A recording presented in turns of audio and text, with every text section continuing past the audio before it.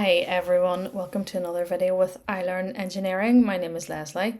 Today we're going to talk about something called virtual memory. So this may or may not be something that you have heard of before, but by the time we finish today, you'll know all about it. So if you think about computers, they have RAM in them, which is the memory that the CPU uses to perform all the different tasks that it needs to do.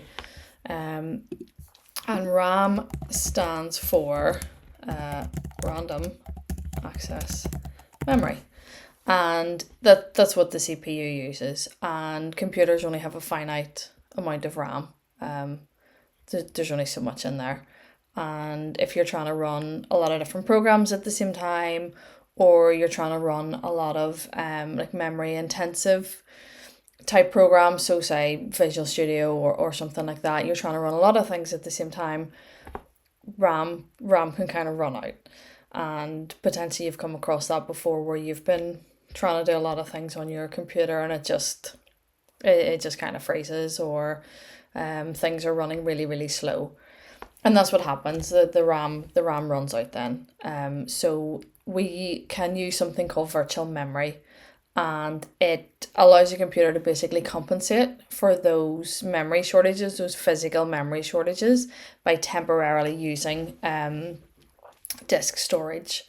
And disk storage is normally the hard drive that you would store your files and things like that on. So we're using part of that to store things on. So that allows us to load more programs or larger programs, all at the same time. And it makes it look like the computer has unlimited RAM, basically, even though it doesn't. So the virtual memory works in two ways. One of them is paging. And if you think of the memory being like a book and it's split into pages, and what it will do is then the pages that are not currently in use, they will transfer over to the virtual memory.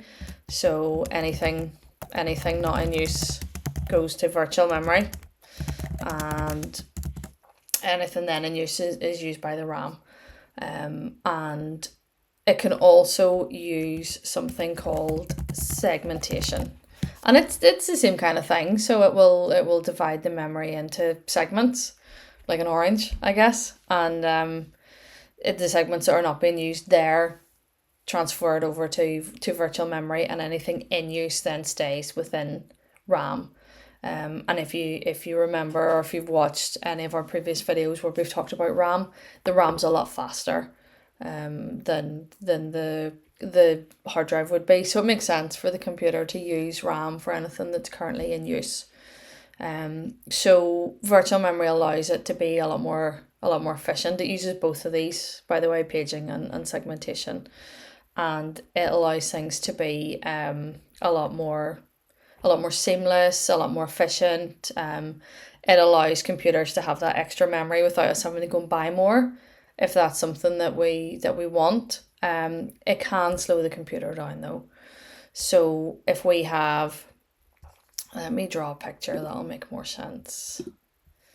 Yeah, so if we have our CPU here, and we have our hard drive over here, and we're having to transfer memory, we're having to transfer data back and forth between the CPU here, which is our RAM. It's faster than our virtual memory here. Things slow down, right? Things get a bit slower. So that can slow things down. Things will run, and we can run a lot of different programs, and we can run those intensive programs, but they may not be as fast as if we had went out and bought physical RAM and plugged it into our machine.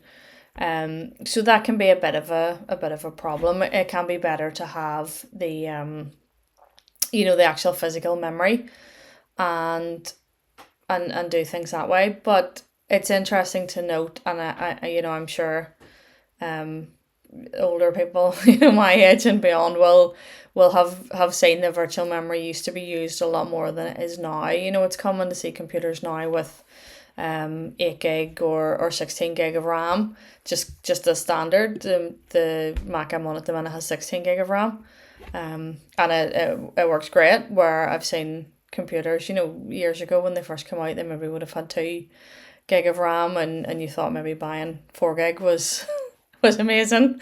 It's not quite as bad as that now. So we don't necessarily need to use the virtual memory quite as much, but it's something to be aware of. So hopefully that answers all your questions about virtual memory. Thanks for joining me again for another video, and I'll see you guys soon.